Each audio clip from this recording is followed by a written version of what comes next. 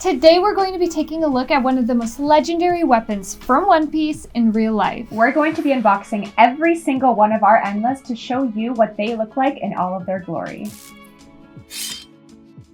Throughout the series, Zoro wields a few different swords, and while we do have all of them, first we're going to be looking at the Enma. Right here, we have the battle-ready Katana Enma from One Piece. This sword was made by Shimotsuki Kozaburo, who also made another iconic weapon wielded by Zoro, the Wado Ichimonji. The Enma is currently wielded by Zoro, who was the first member of the Straw Hat Pirates.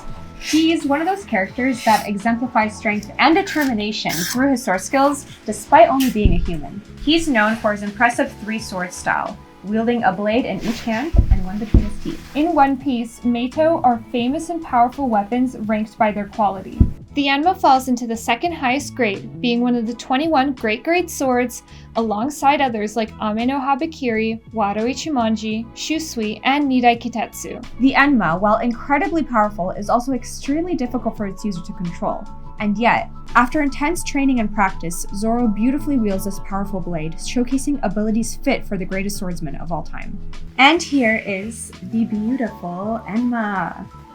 It has a rich purple color, a golden trefoil guard, and gorgeous red tassels. So, this sword was actually given to Zoro in exchange for the Shusui, a sword that is precious to the country of Wano, which was previously stolen from them. The battle-ready version of this sword features a yellow and green hamon, which represents Zoro's haki once he's better able to control the sword. Haki refers to a power that allows a person to harness their own spiritual energy to gain superhuman abilities. This energy manifests itself from the willpower of the individual, but most people are unaware they even possess this ability.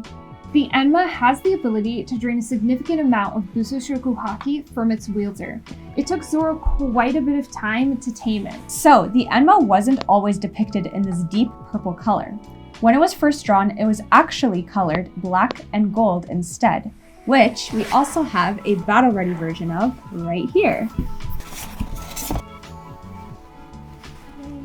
You'll notice that the hamon in this case doesn't necessarily represent any sort of haki, but instead it's painted a red mainly for aesthetic purposes. The sleek sheath and handle of this battle-ready version is a black lacquered style, and the golden flower motifs are painted on.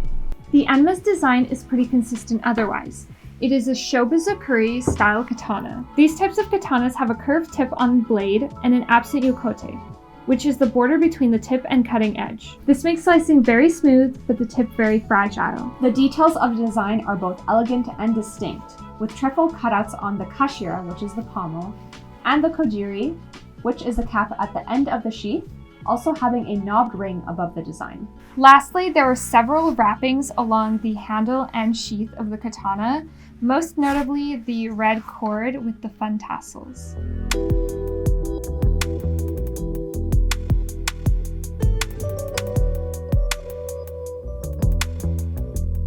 If you aren't ready for a battle-ready sword just yet, don't worry, we have 4 blunted carbon steel Enmas that are just as impressive as the battle-ready swords.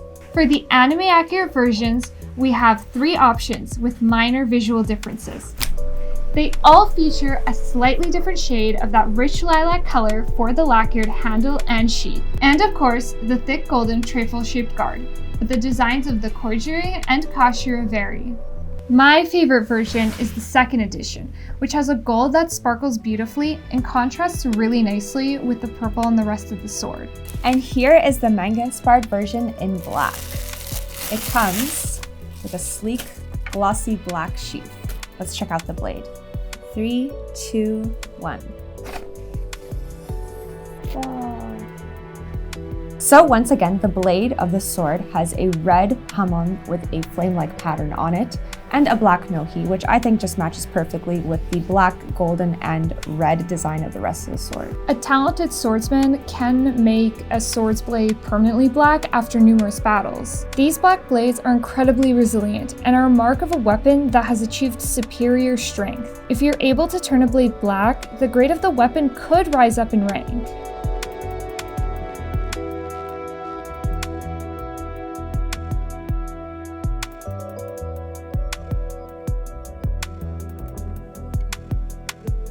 The final two versions of the purple Enma that we have today are the wooden and foam versions.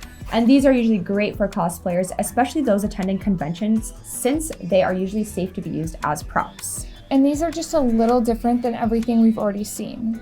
So the first thing you'll notice with these two is the Hamon is blue and purple. In the anime, when Zoro first wields the Enma, it is glowing with this purple aura. And beneath this, you can actually see that the blade is a purple and blue color. I'm always impressed by the density of the foam used in these swords. It adds a sense of sturdiness even if they aren't made of steel. With the foam version, however, the handle comes in a classic Tsukamaki design and the blade is much straighter. The wooden version of the Enma is probably my most favorite. All of the gold details are matching in color, and I absolutely love the deep crimson color used for the tassels and wrappings. Best of all, the engraved truffle cutouts on the Kashira and Kojiri are the most accurate.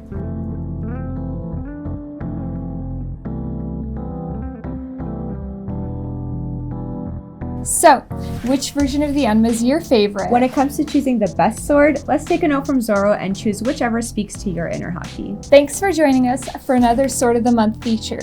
Be sure to check the description below for this month's code to get your own real-life Enma. We'll see you next time. Bye!